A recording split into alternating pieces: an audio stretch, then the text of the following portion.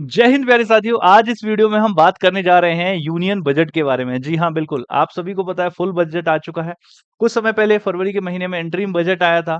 Interim budget किसे कहते हैं? देखिए, जब टेन्यूर 5 साल लोकसभा का पूरा होने जा रहा होता है और पूरा जब होता है तो जो आखिरी वाला बजट होता है उसे इंटरिम बजट कहते हैं। फिर फ्रेश इलेक्शंस होते हैं और जब नई लोकसभा चुन करके आ जाती है तो जो नई सरकार बनती है, उसी के द्वारा लाया गया बजट आपका फुल बजट होता है। तो वही फुल बजट अब आ चुका है। इसमें क्या-क्या ख़ास है, क्या-क्या स्पेशल है, क्या-क्या वो बातें हैं जो आपको जाननी है, जानने की ज़रूरत है, उन सभी को आसान भाषा में मैं आप सभी को समझाने वाला हूँ। उससे पहले आपको मैं बता दूँ कि ये जो बजट है, इसको पेश किया जाता है फाइनेंस मिनिस्टर के द्वारा और हमारे देश के फाइनेंस मिनिस्टर वही हैं जो पिछली बार भी थे, मतलब निर्मला सीतारमण। जी हाँ, इन्हीं के द्वारा इसको पेश किया गया है। और पहले ये जो बजट होता था ना, पहले सूटकेस हुआ करता था पूरा, उस सूटकेस में बजट लाया जाता था। लेकिन अब तो आपको पता है टैबलेट के माध्यम से लाया जाता है, तो ये पतला-सा बैग हो गया, इसके अंदर टैबलेट के माध्यम से इस बजट को पेश किया जाता है। आप सभी के लिए एक क्वेश्चन शुरुआत में ही मिल चुका है, जो आप कमेंट बॉक्स में बताओगे कि इसको डिजिटल बजट कब से पेश किया जा रहा है? कि जो सूटकेस वाले बजट से डिजिटल बजट, टैबलेट वाला बजट, तो पहला टैबलेट वाला बजट कब पेश किया गया था, ये आप सभी लोग कमेंट बॉक्स में बताओगे। आइए मैं बताता हूँ कि बजट होता क्या है और इसमें कौन-सी चीज़ों का हमें ख़्याल रखना होता है, उस पर हम चर्चा करते हैं। देखिए, ये हमारा भारत देश है, ये हमारा भारत देश है। इस देश में सरकार चल रही है, तो ये जो देश में सरकार है, इसे बोलते हैं हम भारत सरकार। अब भारत सरकार बहुत सारे डिसीजंस लेती है, बहुत सारी प्लानिंग्स, स्कीम्स, योजनाएँ, खरीदना, बेचना, बहुत सारी चीज़ें की जाती हैं। तो उसके लिए पैसा चाहिए, तो सरकार के पास पैसा कहाँ से आता है? अब आपने कहा सर हम टैक्स देते हैं। ठीक है, आप टैक्स देते हो उसके माध्यम से सरकार के पास ऐसा पैसा आता है। लेकिन ऐसा नहीं है कि सिर्फ़ टैक्स के माध्यम से ही पैसा आता है, और भी कई सारे सोर्सेज़ होते हैं। तो बजट हमें बताता है कि सरकार के पास पैसा कहाँ से आया, जनता ने पैसा कितना दिया, टैक्स के रूप में कितना दिया, कॉर्पोरेट वर्ल्ड से पैसा कितना आया, लोन के रूप में पैसा कितना दिया। मान लीजिए सरकार के पास टोटल ₹100 आए, तो ये ₹100 आए कहाँ से, ये कौन समझाता है हमें? बजट समझाता है। और जब सरकार के पास ₹100 आ गए, तो सरकार ने इन ₹100 को कहाँ-कहाँ पर खर्च किया। एजुकेशन पर कितना किया, आपका डिफेंस पर कितना किया, फाइनेंस पर कितना किया, ट्रांसपोर्टेशन पर कितना किया, गरीबों के लिए क्या किया, महिलाओं के लिए क्या किया। 4 शब्द ये तो अवश्य आते हैं, चाहे गरीब हो गए, महिला हो गए, यूथ हो गए, तो इसमें क्या-क्या किया गया। तो सरकार ने उस पैसे को आया कहाँ से और गया कहाँ से, इसी की जो पूरी कहानी है, यही बजट कहलाती है। समझ गए आप? तो 1 साल में, पूरे साल में सरकार क्या करने वाली है अपकमिंग ईयर में, वो सारी जो प्लानिंग है, उसी को बजट कहा जाता है। यदि हम बजट शब्द की बात करें हमारे संविधान में, क्योंकि भारत देश तो संविधान के अकॉर्डिंग चलता है, तो बजट शब्द संविधान के किस आर्टिकल में मेंशन है? किसी भी आर्टिकल में मेंशन नहीं है। बजट की बजाय क्या लिखा हुआ है? बजट की बजाय लिखा हुआ है एनुअल फाइनेंशियल स्टेटमेंट। और ये जो एनुअल फाइनेंशियल स्टेटमेंट है, ये किस अनुच्छेद में लिखी हुई है? ये भारतीय संविधान के आर्टिकल नंबर 112 अनुच्छेद नंबर 112 में लिखी हुई है। ये आपको देखने को मिल जाएगी। बहुत बढ़िया मेरे भाई। चलिए, तो आपको पता लग गया कि हम बजट में क्या-क्या देखते हैं कि सरकार के पास पैसा आया तो उसके सोर्सेज़ क्या हैं और जो पैसा गया तो वो कहाँ-कहाँ पर खर्चा हुआ। और इस सब को बजट कहते हैं और बजट को संविधान में एनुअल फाइनेंशियल स्टेटमेंट कहते हैं। हम इस पर चर्चा करने वाले हैं। आइएगा ज़रा। According to the article 112 of the Indian constitution, the union budget of a year is referred to as the annual financial statement. समझ गए ना? तो पूरे जो केंद्र सरकार का बजट होता है उसी को एनुअल फाइनेंशियल स्टेटमेंट कहते हैं और एक प्रकार का फाइनेंशियल जो है बिल के अंडर आता है। नेक्स्ट है बजट किसके द्वारा प्रिपेयर किया जाता है? तो budget is prepared by the department of economic affairs. भाई बजट को कौन प्रिपेयर करता है? Department of economic affairs under the ministry of finance. भैया मिनिस्ट्री ऑफ फाइनेंस के अंदर जो डिपार्टमेंट ऑफ इकोनॉमिक अफेयर्स हो जाता है, उसी के द्वारा आपका आर्थिक विभाग हो जाता है, उसी के द्वारा इसको प्रिपेयर किया जाता है भारत सरकार के अंदर ही। और एक बात बताऊं आपको, ये जो बजट प्रिपेयर किया जाता है, कभी सुना है आपने बजट लीक हो गया है? बजट भी तो प्रिपेयर किया जाता है। कभी सुना है जैसे नीट का पेपर लीक हो गया, कि यूपी का पेपर लीक हो गया, पुलिस का पेपर लीक हो गया, कभी सुना है बजट लीक हो गया? जैसे बजट पेश किया जाता है, काश ऐसे एग्जाम भी किए जाते भारत में, और अगर ऐसे एग्जाम किया हो जाते, ट्रांसपेरेंसी होती, ना इतना यूथ परेशान होता, ना ये धांधलेबाजी होती, तो एक मंजर अलग होता। चलो खैर देखते हैं। आइए इसमें क्या-क्या दे रखा है, इस सब पर हम चर्चा करने वाले हैं। Previous working day of the budget finance minister present economic survey index produce किया जाता है किसके द्वारा? आपका जो है फाइनेंस मिनिस्टर के द्वारा under the guidance of chief economic adviser. ये बेसिकली हो जाते हैं। आपका जो है मुख्य आर्थिक सलाहकार जिन्हें कहा जाता है। देखिए बजट जो है वो किन-किन कह सकते हैं स्टेजेस से गुजरता है उसको सुन लेते हैं। आपके लिए जितनी जितनी चीज़ें ज़रूरी हैं सब कुछ बताऊँगा। कई बार इसके स्टडीज़ बहुत बेहतर एग्ज़ाम दे रहे हो होते हो आप तो ये आपको क्रोनोलॉजिकल ऑर्डर में लगाने को दे देता है क्या-क्या इसके स्टडीज़ होते हैं। देखिए सबसे पहली बात तो बजट को प्रेज़ेंट किया जाएगा, फिर उस पर जनरल डिस्कशन किया जाता है, फिर आपका डिपार्टमेंट ऑफ कमिटी की स्क्रूटनी होती है, आपका विभागीय समितियों द्वारा जाँच की जाती है, फिर voting on demands for grants होती है, उसके बाद एप्रोप्रिएशन बिल आता है और उसके बाद passing of the financial bill होता है क्योंकि बजट अपने आप में एक प्रकार का फाइनेंशियल बिल होता है। ये 6 चरण होते हैं इसको पास करने के। इन 6 चरणों को जब आप पॉलिटी पढ़ते हो तो उसमें गहराई से समझते हो। फिलहाल हमारा बजट समझना मकसद है, तो इन 6 चरणों को मैंने बता दिया कि ऐसे-ऐसे होता है, बस उस पर थोड़ा-सा ध्यान देंगे।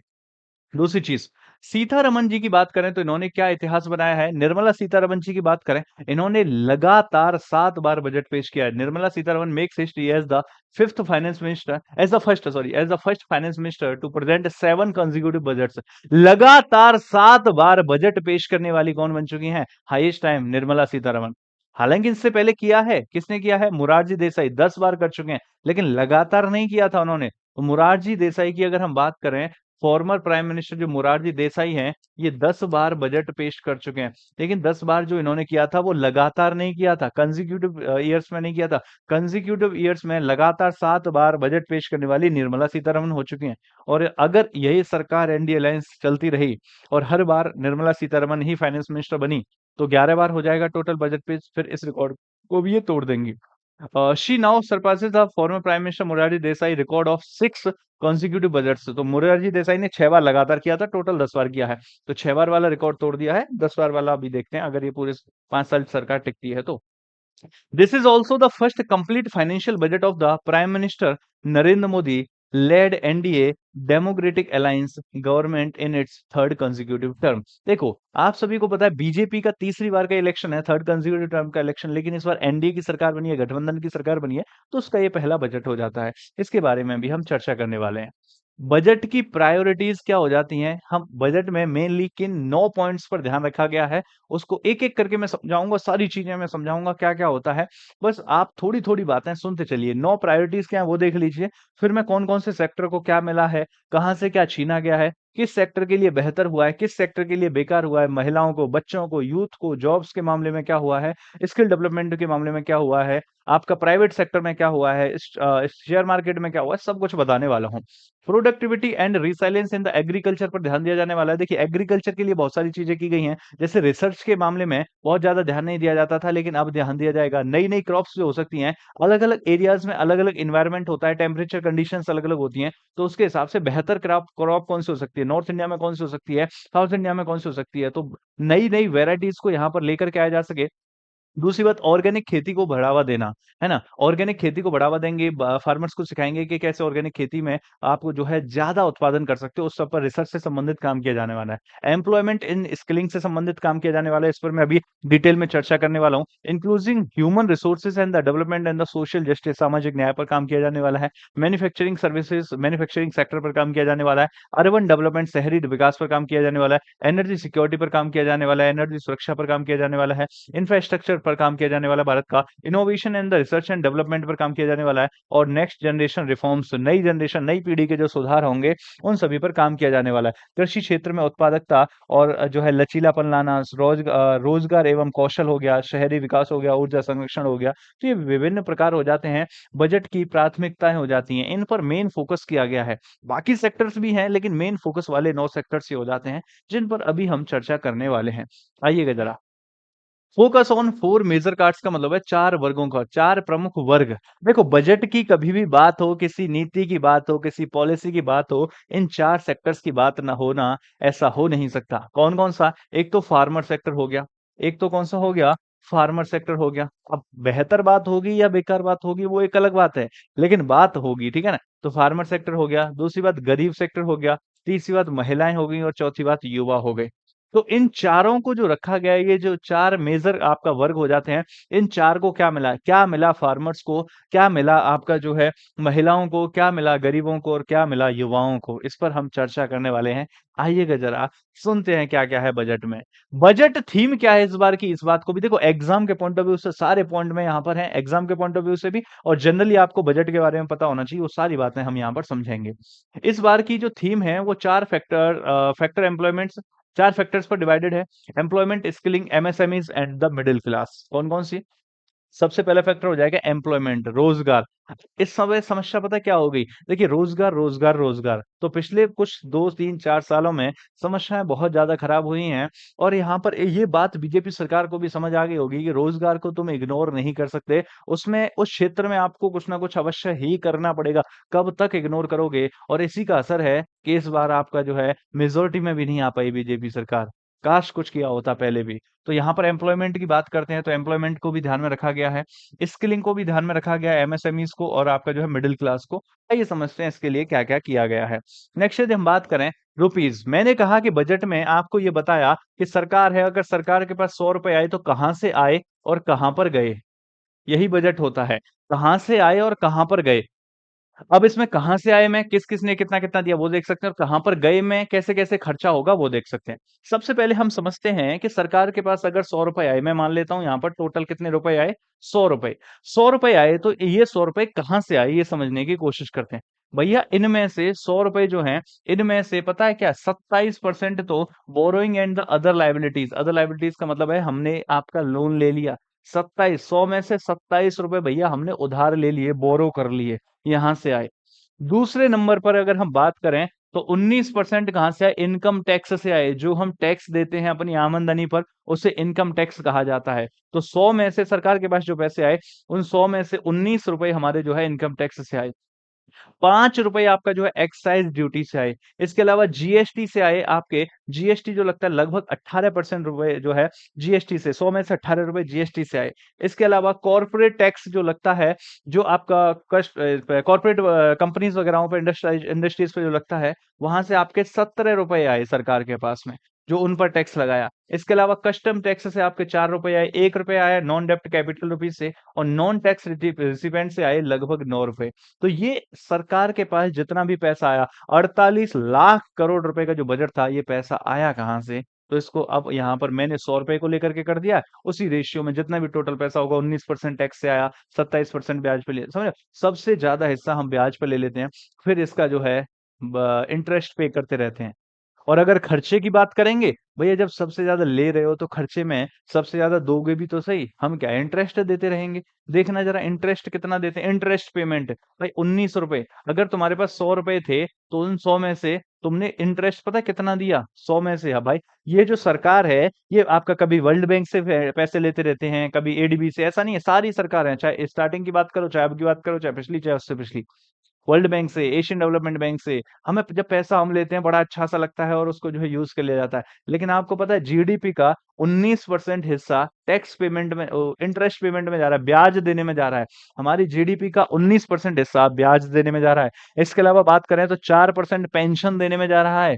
इसके अलावा बात करें तो अदर एक्सपेंडिचर में आ जाता है 9% तो सेंट्रली स्पॉन्सर्ड स्कीम केंद्र सरकार के द्वारा जितनी भी स्कीम्स चलाई जाती हैं 8% पैसा उन स्कीम्स में चला जाता है सरकार का। इसके अलावा बात करें तो फाइनेंस कमीशन जो सुझाव देता है कि इसको इतना पैसा दे दीजिए, उसमें आपका 9% पैसा किसी राज्य सरकार वगैरह को स्पेशली वगैरह दिया जाता है। 9% पैसा वहां चला जाता है।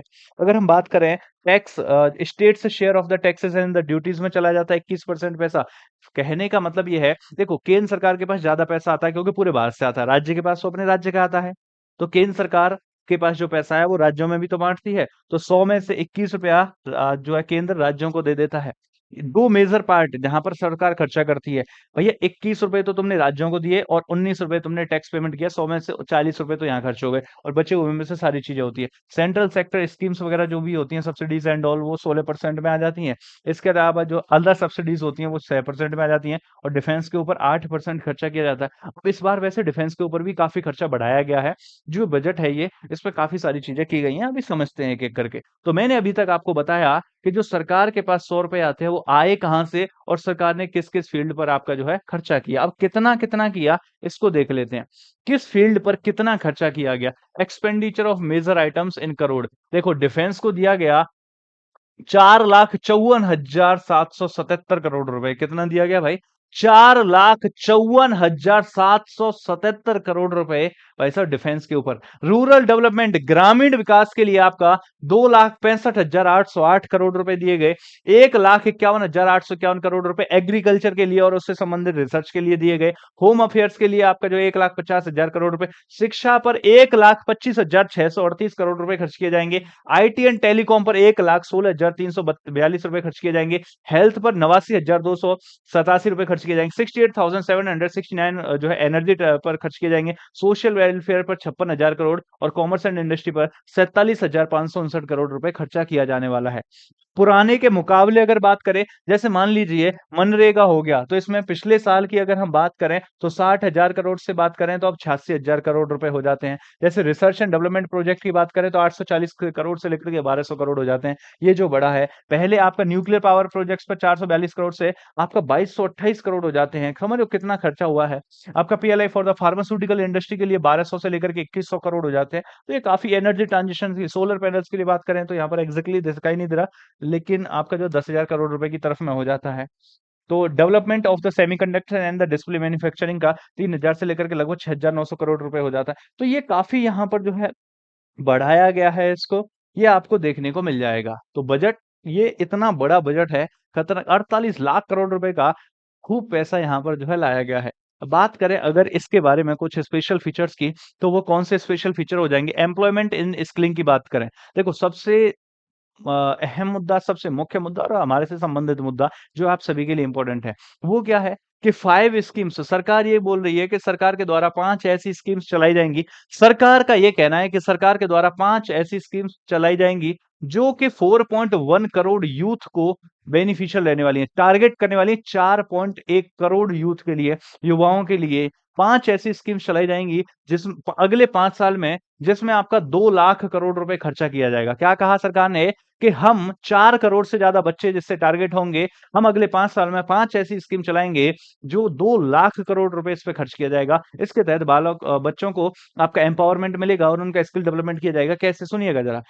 Comprehensive internship scheme for 1 crore youth in top companies over the 5 years. भाई अगले 5 साल में जो भी टॉप कंपनीज होंगी उनमें इंटर्नशिप अगर आप करोगे तो सरकार भी आपको कुछ पैसा देगी, मान लीजिए 5,000 रुपए महीने भी देगी, तो वो आपका सरकार देने वाली है इतना पैसा। तो इंटर्नशिप आप करोगे वो भी टॉप कंपनीज में और सरकार आपको पैसा देने वाली है। एम्प्लॉयमेंट लिंक्ड इंसेंटिव्स इंक्लूडिंग आपका 1 months wage support for the first time employees. भैया जो पहली बार जॉब करने के लिए जाएगा, पहली पहली बार जॉब करने के लिए जाएगा, तो उसको सपोर्ट करने के लिए 15,000 रुपए उसको मिलने वाले हैं। तो ये भी आपका जो है हो जाता है। रोजगार से जुड़े प्रोत्साहन, प्रोत्साहन के लिए पैसा मिलने वाला है। वीमेन स्पेसिफिक स्किलिंग प्रोग्राम्स होंगे, इंक्रीज्ड वर्कफोर्स पार्टिसिपेशन होगा। महिलाओं के लिए एवं बालिकाओं के लिए पार्टिसिपेशन इनका बढ़ाया जा सके, इसके लिए भी इस क्षेत्र में काम किया जाने वाला है। ये भी इस बजट की एक अहम बात हो जाती है। अब हम बात करते हैं एक-एक सेक्टर को लेकर के चलते हैं। एमएसएमई एंड मैन्युफैक्चरिंग सपोर्ट की बात करें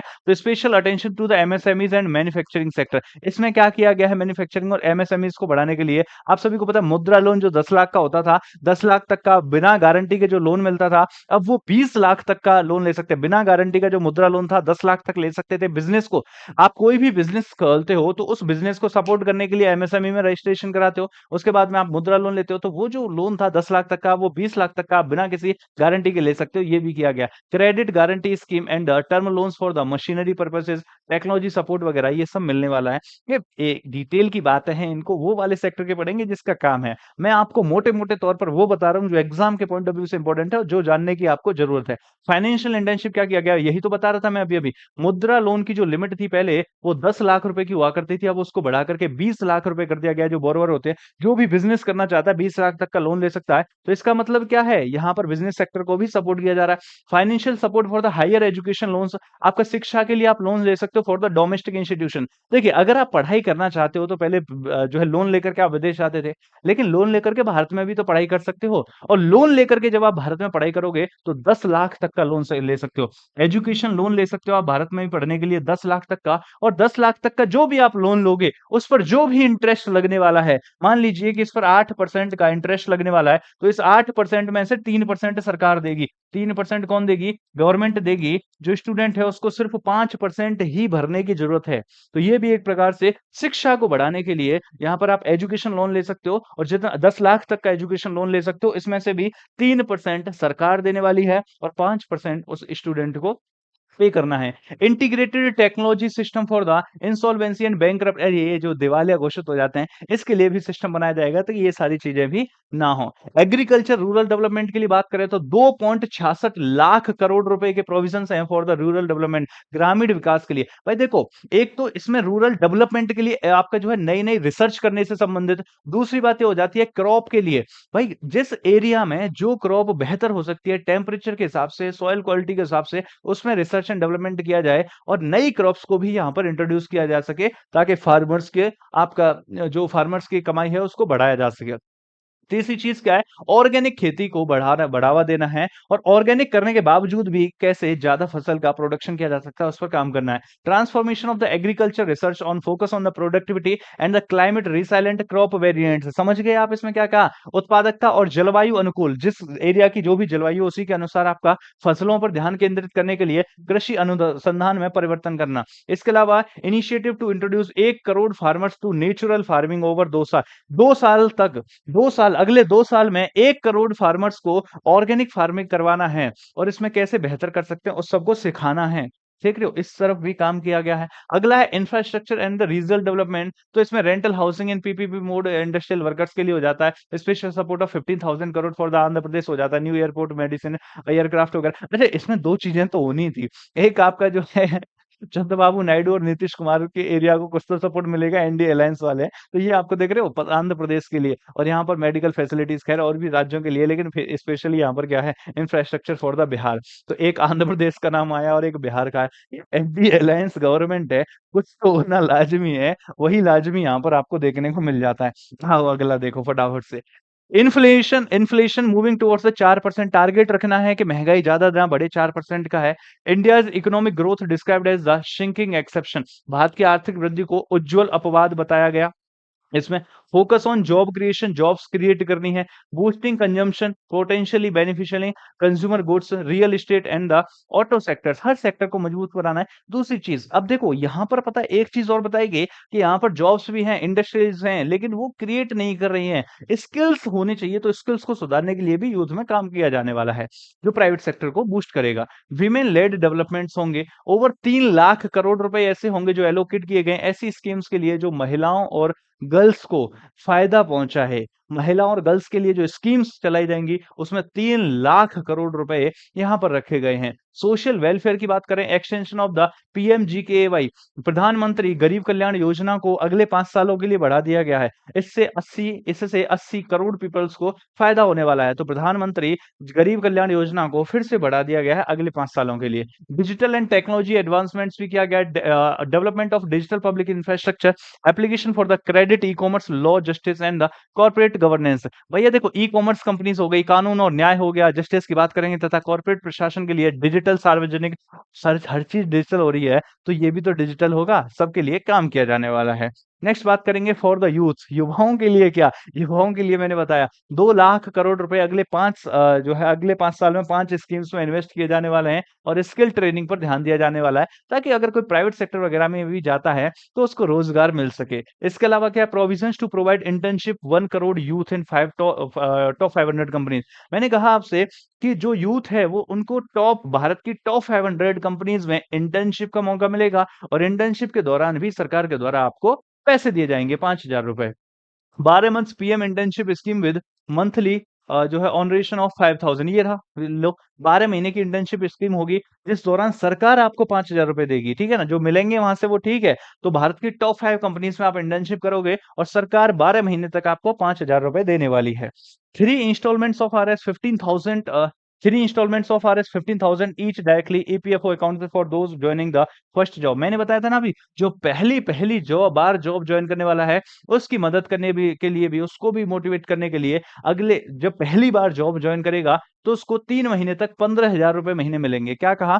जो पहली बार जॉब ज्वाइन करेगा उसको 3 महीने तक 15,000 रुपए महीने मिलने वाले हैं। अगली बात करें आपसे बिहार के लिए, तो बिहार के लिए तो स्पेशल होना ही था, क्या इसको ज्यादा जानने की जरूरत नहीं है, हल्का सा देख लो। Plan to develop the Nalanda university हो जाता है, Rajgir will be developed extensively, आपका जो है विष्णुपद महाबोधि कॉरिडोर बनाया जाना है on the lines of the Kashi, Kashi Vishwanath corridor के जैसा ही आपका जो है यहाँ पर विष्णुपद महाबोधि कॉरिडोर बनाया जाना है। Bihar to get 26,000 crore for the road infrastructure, Bihar के रोड को सुधारने के लिए, बिहार के रोड को समझ रहे हो, बिहार के रोड सुधारने थे, कहीं और के नहीं सुधारने थे। खैर कोई बात नहीं, सुधरने चाहिए, हम तो चाहते हैं बिहार के भी सुधरने चाहिए। तो बिहार के रोड को सुधारने के लिए, अब एनडीए अलायंस की सरकार है, तो बिहार के रोड को सुधारने के लिए 26,000 करोड़ रुपए दिए गए।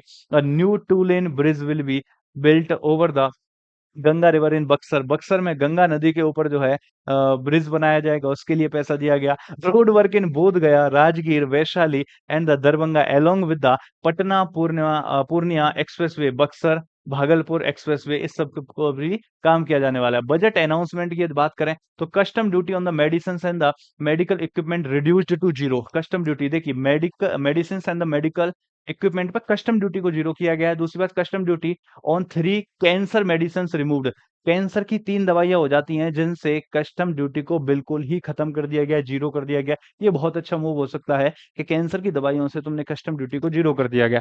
Custom duty removed on 25 mineral including lithium, copper and cobalt, से भी इसको हटाया गया। 15,000 करोड़ रुपए for the development of capital in Andhra Pradesh, Andhra Pradesh में दिया ही जाना था, ये तो पता ही है आपका जो है। प्राइम मिनिस्टर जो है जनजाति उन्नति प्रोग्राम इन द 60,000 विलेजेस में चलाया जाएगा। 3 लाख करोड़ रुपए for the scheme related to the development of girls, ये तो अभी बात कर ली हमने कि महिलाओं के और एवं बच्चियों के विकास के लिए 3 लाख करोड़ रुपए दिए जाएंगे। 3 crore new houses under the PM Awas Yojana, हाँ ये वाले जरूरी है कि यहाँ पर पीएम आवास योजना जो है, इसके तहत 1 करोड़ जो हाउसेज हैं वो शहरों में और 2 करोड़ हाउसेज हैं वो गाँव में। 1 करोड़ हाउसेज शहरों में और 2 करोड़ हाउसेज गाँव में, 3 करोड़ नए घर बनाए जाएंगे पीएम आवास योजना के तहत। New credit guarantee for the MSME manufacturing sector, ये मुद्रा लोन को आपका जो है, ये एट अ ग्लैंस मैंने सारी चीजें लास्ट में डलवाई हैं आपको। तो यहाँ पर क्या 10 लाख रुपए से मुद्रा लोन को 20 लाख रुपए कर दिया गया। Custom duty on gold and silver reduce to 6%, 6% घटा दी गई है। Custom duty on the platinum reduce to 6.4%। जितना जितना मैंने यहाँ पर टिक करते हुए जा रहा हूँ वो ठीक है, बाकी तो देख लो। Custom duty on the mobile phones, mobile charger reduced by 15%, 15% इसको घटा दी गई है। Changes in the custom duty, इसको आप जो है एक बार देख सकते हैं, स्क्रीनशॉट भी इसका ले सकते हैं। नेक्स्ट बात कीजिए, ये इंपॉर्टेंट है, इसको देख लीजिए अब जरा, इसमें क्या चेंजेस हुए हैं वो बताता हूँ आपको। इसमें अगर हम चेंजेस की बात करें तो 0 से 3 लाख, अब टैक्स स्लैब का मतलब है जो आपकी इनकम होती है, जो इनकम होती है, तो 0 से लेकर के 3 लाख, इस पर पैसा जो लगता है 3 लाख रुपए तक आपसे कोई भी इनकम टैक्स नहीं लिया जाता। ये पूरे साल की इनकम है आपकी। यदि किसी व्यक्ति की इनकम 0 से 3 लाख तक होती है तो उससे कोई भी पैसा नहीं लिया जाता है, तो 0 से 3 लाख तक शून्य होता है। अब 3 से 7 लाख तक 5%, पहले ये 3 साल से लेकर के 6 साल तक होता था। पहले ये 3 से 6 होता था, लेकिन अब क्या कर दिया, 3 लाख से लेकर के 7 लाख तक अगर सालाना कमाई होती है तो उस पर 5% टैक्स लगेगा। अगर बात करें अगला वाला, ये 7 लाख से लेकर के 9 लाख हुआ करता था, बट 6 लाख से, 3 से 6 था, तो ये 7 से लेकर के 9 हुआ करता था, तो अब क्या कर दिया गया है, इसको 7 से 10 लाख कर दिया गया है। अब इस पर क्या होगा, इस पर आपका जो है 10% टैक्स लगने वाला है। ये वाला जो था ये 9 से 12 हुआ करता था, ये 9 से 12 हुआ करता था, तो अब इसको 10 से 12 कर दिया गया है, तो इस पर 15% टैक्स लगने वाला है। और पहले इस पर 30% से ज्यादा लगता था, लेकिन अब इस वाले पर 12%, 12 से 15 तक 20% लगने वाला है, वरना इसके बाद ही 30 लगता था। और 15 लाख से ऊपर आपका जो इनकम टैक्स लगेगा वो 30% लगने वाला है। ठीक है ना, ये आपको देखने को मिल जाता है। यहाँ पर एक एक साल बढ़ाया गया है, 3 से 6 का 3 से 7 कर दिया गया है, 7 से 9 का 7 से 10 कर दिया गया है, 9 से 12 का 10 से 12 कर दिया गया है, कि तो एक एक साल आपका जो है ये बढ़ाया गया है, ये देखने को मिल जाएगा। In the new tax system, salaries employed employees will get benefits up to the 17,500, और ये जो एक एक साल बढ़ा है इस हिसाब से। अच्छा आप कहोगे सर इसका मतलब 3 लाख से ज्यादा जिसकी भी कमाई होती है उसको टैक्स देना पड़ता है? नहीं मेरे भाई, 3 लाख से ऊपर से 3 लाख से लेकर के 3 लाख से लेकर के आप 0 लाख से लेकर के 7 लाख तक ये आपको रिबेट मिलता है, ठीक है ना? ये रिबेट मिलता है, ये आपको कुछ नहीं भरना पड़ता। अगर आपकी सैलरी 7 लाख से कम है, तो आपको कुछ नहीं भरना है और 7 लाख से ऊपर है, तो आपको भरना है। अच्छा, इसके अलावा एक्स्ट्रा रिबेट भी मिलता है। 7 लाख से ऊपर पहले 50,000 था, अब आपका जो है 75,000 है। 7 लाख से 7,75,000 भी आपकी सैलरी है, तो भी आपको कुछ नहीं भरना पड़ता। वो भी आपको जो रिबेट मिल जाता है। तो 50,000 से 75,000 का किया गया है, वो भी रिबेट ऊपर का भी है, ठीक है ना? आपका ये क्या लिखा है, nearly 4 crore salary person and pensioners get income tax relief. तो ये इनकम टैक्स से आपका लगभग 4 करोड़ लोगों को तो रिलीफ होने वाला है। Proposal to increase standard deduction. Standard deduction वही बता रहा हूं मैं, पहले 50,000 होता था। जैसे स्टैंडर्ड डिडक्शन का मतलब है 7 लाख आपकी सैलरी है और 7 लाख से ऊपर भी पहुंच गई, 7,50,000, तो वो 50,000 डिडक्शन में रखे जाते थे। लेकिन अब उस डिडक्शन को 50,000 की बजाय 75,000 कर दिया गया। इसका मतलब क्या है, अगर आपकी सैलरी 7.75 लाख है, अगर आपकी सैलरी 7.75 लाख है, तो 7 लाख तक आपको रिबेट मिल जाएगी और 75,000 आपको डिडक्शन में मिल जाएंगे, तो आपको टैक्स देने की जरूरत नहीं है। अगर इससे ज्यादा सैलरी है, तो आपको फिर टैक्स देना होगा। Proposal to increase deduction on family pension for the pensioners from 15,000 से 25,000। ये आपका एक स्पेशल सिंपल सी बात होगी। Investment promotion and employment social security हो जाता है। अगर हम बात करें यहाँ पर proposal abolish angel tax free on categories, इसको आप एक बार पढ़ लेना, तो बहुत ज्यादा बात इसमें है नहीं। जो जो इंपॉर्टेंट बातें थी वो मैंने आपको सारी की सारी बता दी हैं, ठीक है ना? तो जितनी इंपॉर्टेंट थी। अब इसमें एक और बता देता हूँ मैं लास्ट में, इससे पहले एक बात और बता देता हूँ। अब वो शेयर मार्केट से रिलेटेड है। खैर आपसे तो कहीं नहीं पूछी जानी है, फिर भी बता देते हैं। शेयर मार्केट से रिलेटेड क्या है? देखिए, शेयर मार्केट में आप क्या करते हो, आप जो है शेयर्स लेते हो। आप क्या करते हो, अगर आपको थोड़ा सा ज्ञान है, तो आप शेयर्स लेते हो। शेयर्स कैसे लेते हो? मान लो आपके जो आईसीआईसीआई के शेयर्स ले लिए, किसी ने टाटा जो है इंडस्ट्रीज के ले लिए, किसी ने रिलायंस के शेयर ले लिए। मतलब जिसके पास जो भी है आपका जो है उसके शेयर अपनी अपनी कंपनीज के, जिस किसी ने sale steel authority of India के ले लिए, तो शेयर्स लेते हो। आपने मान लीजिए कोई शेयर 200 रुपए का ले लिया और आपने देखा कि वो 220 रुपए का हो गया, तो आपने बेच दिया। तो इसे बोलते हैं सिंपली शेयर खरीदना और बेचना, ठीक है। अब इसी में एक और एडवांस, यही करता करा करते थे लोग, लेकिन अब इसमें एक और एडवांस ऑप्शन होता है, इसको बोलते हैं फ्यूचर एंड ऑप्शंस ट्रेडिंग। क्या बोलते हैं? फ्यूचर। अगर किसी को शेयर मार्केट थोड़ी सी नॉलेज है तो वो जानता होगा, future and options trading option बोला जाता है। एक प्रकार से ये इसका इंश्योरेंस हो जाता है कि एकदम से कम ज्यादा भी हो गया तो भी आप सिक्योर्ड रहते हो, लेकिन इसमें घाटा भी तगड़े तरीके से होता है। तो आजकल का जो यूथ है, उसने एफ एंड ओ का इतना ज्यादा यूज, इतना ज्यादा ट्रांजेक्शन कर दिया कि यहाँ पर जो ट्रांजेक्शन के लिए आपसे टैक्स डिडक्ट किया जाता है उसको बढ़ाना पड़ा, और उसको बढ़ा करके 0.062 से बढ़ा करके कितना कर दिया गया, 0.1 कर दिया गया, ठीक है ना? तो आपका 0.1% आपका कटने वाला है। अगर आपने मान लीजिए कि आपने 10,000 रुपए कमाए, 10,000 रुपए कमाए, तो आपका जो है 0.1% तो कटने वाला है उसमें, ठीक है? तो ये इसका जो डिडक्शन हो जाता है। तो ये share market future and option trading से संबंधित हो जाता है, उन्हीं के समझ में आ जाएगा जो इसमें करते हैं। तो ये आपके बजट के कुछ मुख्य बातें थी। देखिए, बजट बहुत बड़ा होता है। बजट के हर एक पॉइंट को, हर एक पहलू को आप समझेंगे तो बहुत लंबा जाएगा, और उसके लिए पहले आपको बहुत सारी चीजें और भी समझने की जरूरत है। देन बजट समझ में आएगा। सिर्फ ऐसा नहीं है डायरेक्टली बजट ही समझ लोगे आप। उससे संबंधित जो फीचर्स होते हैं, प्रोविजंस होते हैं, वो भी समझने पड़ते हैं, तो वो बहुत बड़ा है। लेकिन कुछ जो मुख्य बातें थी वो मैंने आपको यहाँ पर समझा दी हैं। आई होप ये बातें आपको समझ आई होंगी, ठीक है ना? और अगर नहीं भी आई हैं तो एक बार फिर से वीडियो को देख लीजिए, समझ आ जाएंगी। चलिए आज यहीं तक रखते हैं, नेक्स्ट वीडियो में मिलते हैं। तब तक के लिए love you, take care, tata, bye bye, Jai Hind.